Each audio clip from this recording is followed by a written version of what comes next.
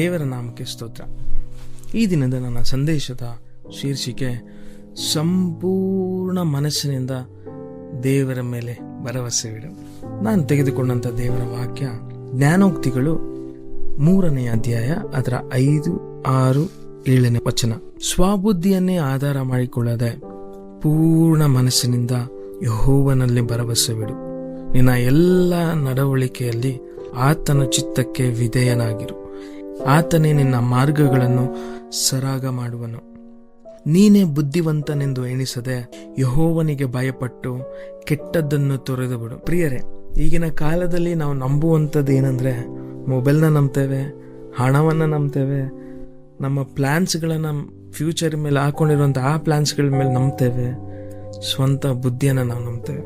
ಆದರೆ ದೇವ್ರು ಹೇಳ್ತಾ ಇದ್ದಾನೆ, ಪೂರ್ಣ ಮನಸ್ಸಿನಿಂದ ಯೆಹೋವನಲ್ಲಿ ಭರವಸೆವಿಡು.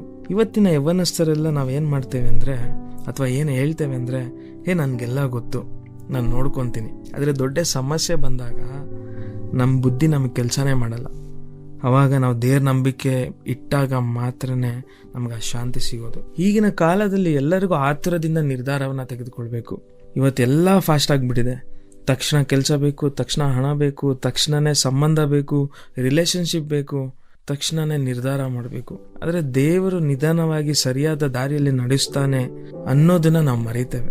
ನಾವು ನೋಡೋದು ಇವತ್ತು ಮಾತ್ರ. ಆದರೆ ದೇವರು ನಮ್ಮ ಭವಿಷ್ಯವನ್ನ ಪೂರ್ತಿ ನೋಡಿ ಅವನು ನಮ್ಗೆ ಮಾಡಬೇಕಾಗಿರುವಂಥ ಎಲ್ಲ ಕೆಲಸ ನಮ್ಮ ಜೀವಿತದಲ್ಲಿ ಮಾಡ್ತಾನೆ. ಕೆಲವೊಮ್ಮೆ ದೇವ್ರು ತಡ ಮಾಡ್ತೇನೆ ಅಂತ ಅನ್ಸುತ್ತೆ, ಆದರೆ ಅದರ ಅರ್ಥ ತಿರಸ್ಕಾರ ಮಾಡಿದಾನೆ ಅಂತಲ್ಲ, ಅದು ದೇವರ ರಕ್ಷಣೆ ನಮ್ಮಲ್ಲಿದೆ ಅಂತ. ದೇವರ ಯೋಜನೆ ನಮಗಿಂತ ಉತ್ತಮವಾಗಿದೆ ಅನ್ನೋದನ್ನ ನಾವು ಮರಿಬಾರ್ದು. ಹಾಗೆ ದೇವರು ನಮ್ಮ ಜೀವನದ ಪ್ರತಿ ಮಾರ್ಗದಲ್ಲಿ ನಾವು ಸೇರಿಸ್ಕೊಳ್ಬೇಕು. ಹಾಗೆ ನಮ್ಮ ಜೀವನದ ಪ್ರತಿ ಮಾರ್ಗದಲ್ಲಿ ದೇವರನ್ನ ಸೇರಿಸ್ಕೊಳ್ಳೋಣ. ನಮ್ಮ ವಿದ್ಯಾಭ್ಯಾಸದಲ್ಲಾಗಿರ್ಲಿ, ನಮ್ಮ ಕೆಲಸದಲ್ಲಾಗಿರ್ಲಿ, ಯೂಸ್ ಮಾಡುವಂಥ ಸೋಷಿಯಲ್ ಮೀಡಿಯಾದಲ್ಲಾಗಿರ್ಲಿ, ನಮ್ಮ ಸಮಸ್ಯೆಗಳಲ್ಲಾಗಿರ್ಲಿ, ನಮ್ಮ ಕಷ್ಟಗಳಲ್ಲಾಗಿರ್ಲಿ, ದೇವರನ್ನು ನಾವು ಯಾವಾಗ ನಮ್ಮ ಪ್ರತಿ ಮಾರ್ಗದಲ್ಲಿ ಸೇರಿಸ್ತೀವಿ ಆವಾಗ ಅದು ಆಶೀರ್ವಾದವಾಗಿರುತ್ತೆ.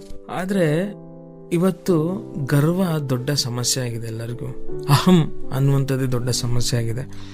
ಜನರೆಲ್ಲರೂ ಹೇಳ್ತಾರೆ, I know everything, I know what to do, ನನಗೆ ಗೊತ್ತು, ನಾನು ಏನು ಮಾಡಬೇಕೆಂಬುದಾಗಿ ನನಗೆಲ್ಲ ಗೊತ್ತು ಅಂತ ಹೇಳ್ತಾರೆ. ಆದರೆ ಬೈಬಲ್ ಹೇಳುತ್ತೆ, ಸ್ವಬುದ್ಧಿಯನ್ನು ಆಧಾರ ಮಾಡಿಕೊಳ್ಳಬೇಡ. ನಮ್ಮ ಬುದ್ಧಿ ಯಾವಾಗಲೂ ಅದು ನಮ್ಗೆ ಒಳ್ಳೇದು ಮಾಡಲ್ಲ. ಗರ್ವ ನಮ್ಮನ್ನ ಕೆಳಗೆ ತಳ್ಳುತ್ತೆ. ಆದರೆ ದೇವರಲ್ಲಿರುವಂಥ ವಿನಯತೆ, ತಗ್ಗಿಸಿಕೊಳ್ಳುವಂಥದ್ದು ನಮ್ಮನ್ನ ಮೇಲಕ್ಕೆತ್ತುವಂಥ ವಿಷಯವಾಗಿದೆ. ದೇವರನ್ನ ಭಯಪಡುವ ಜೀವನವೇ ಶಾಂತಿಯ ಜೀವನವಾಗಿ ಮಾರ್ಪಡುತ್ತೆ.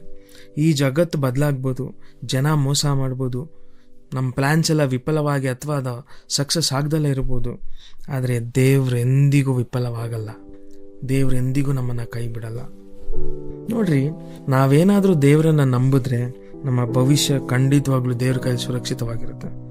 ಪ್ರಿಯರೇ, ನಾವು ದೇವರನ್ನ ಸಂಪೂರ್ಣವಾಗಿ ನಂಬಿದ್ರೆ ದಾರಿ ನಿಜವಾಗ್ಲೂ ಕಷ್ಟವಾಗಿರ್ಬೋದು. ನಂಬಿಕೆಯ ಮಧ್ಯದಲ್ಲಿ ನಮ್ಗೆ ಅನೇಕ ಕಷ್ಟಗಳು ಬರುತ್ತೆ.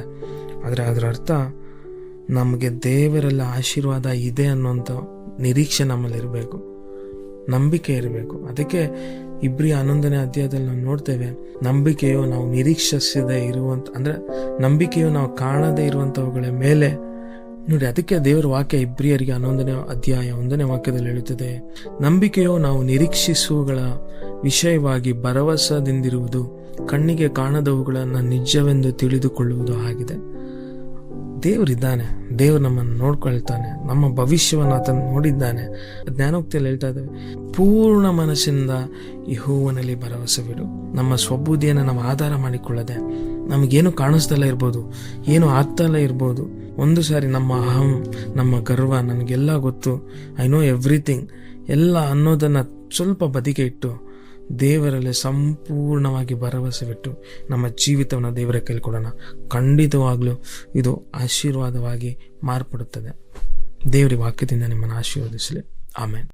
ಈ ಕಾರ್ಯಕ್ರಮದ ಬಗ್ಗೆ ನಿಮ್ಮ ಅಭಿಪ್ರಾಯ, ಸಲಹೆಗಳು ಹಾಗೂ ಯಾವುದೇ ಪ್ರಾರ್ಥನಾ ಮನವಿಗಳಿದ್ದಲ್ಲಿ ನಮ್ಮ ದೂರವಾಣಿ ಸಂಖ್ಯೆಗೆ ನೀವು ಕರೆ ಮಾಡಬಹುದು. ನಮ್ಮ ದೂರವಾಣಿ ಸಂಖ್ಯೆ 9920260653. ನಿಮ್ಮ ಅಭಿಪ್ರಾಯಗಳನ್ನು ಇಮೇಲ್ ಮೂಲಕವೂ ನಮಗೆ ತಿಳಿಸಬಹುದು. ನಮ್ಮ ಇಮೇಲ್ ID info@fibaonline.org. ವಂದನೆಗಳು.